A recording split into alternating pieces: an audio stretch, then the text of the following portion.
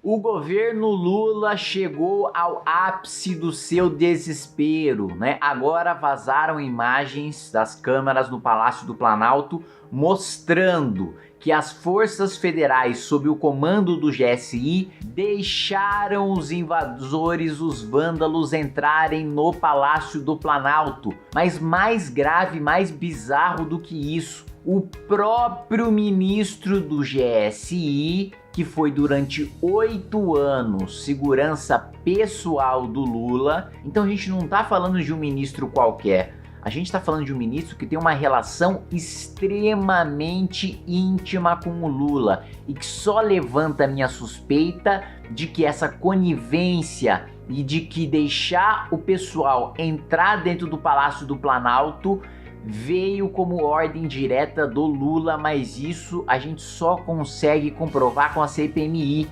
E essa é mais uma razão pela qual o governo está desesperado e teve que, no tapetão, cancelar uma sessão do Congresso Nacional nesta semana que abriria a CPMI do dia 8. Vamos falar sobre essas imagens de câmera que mostraram inclusive o próprio ministro do GSI conversando pacificamente, casualmente, amigavelmente com os invasores, quando deveria ter chamado as forças na hora. Não tem o menor sentido o próprio ministro encontrar as pessoas e na hora, naquele exato momento, já não chamar, né, as Forças Armadas, porque tem um batalhão das Forças Armadas que é destacado, que é feito para isso, para a segurança do Palácio do Planalto. E, coincidentemente, este batalhão foi dispensado 20 horas antes do ataque, quando ele estava lá no dia 7, quando o governo sabia que não teria ataque nenhum. Já no dia 8,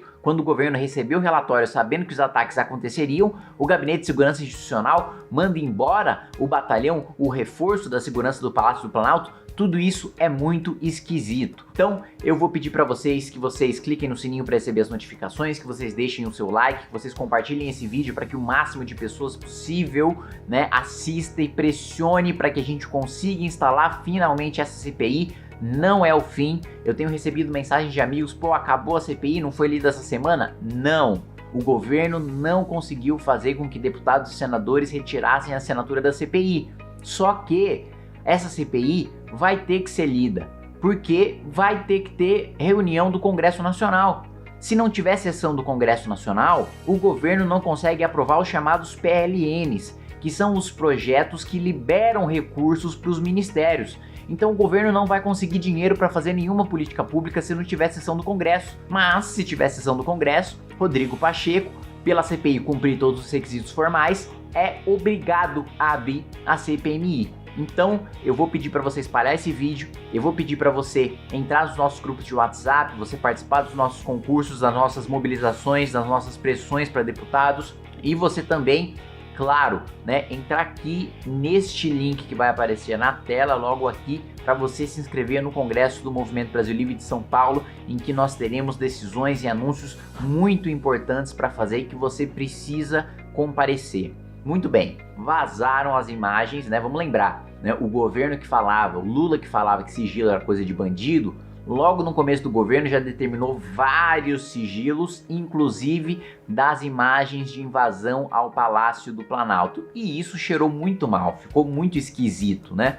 Tanto o governo decretar esse sigilo, porque o que o governo tem a esconder em relação à invasão? Pelo contrário, se o governo é vítima, né, ele tem a ganhar divulgando essas imagens, né, para que as pessoas vejam, né, a destruição causada pelos invasores, pelos vândalos, e vejam inclusive quem são esses invasores e quem são esses vândalos. Não faria o menor sentido decretar o sigilo dessas imagens, a não ser, claro, do que exatamente aconteceu, se tivesse uma omissão criminosa por parte do ministro do Gabinete de Segurança Institucional, contra o qual eu já apresentei denúncia na Procuradoria-Geral da República, porque o trabalho aqui, além de legislativo e além de fiscalização dentro da Câmara dos Deputados, eu também atuo com a experiência que eu acumulei nesse primeiro ano de mandato no Tribunal de Contas da União, na Contradoria-Geral da União, né, representações na Procuradoria-Geral da República, né, ações populares, enfim, todas as frentes que a gente tem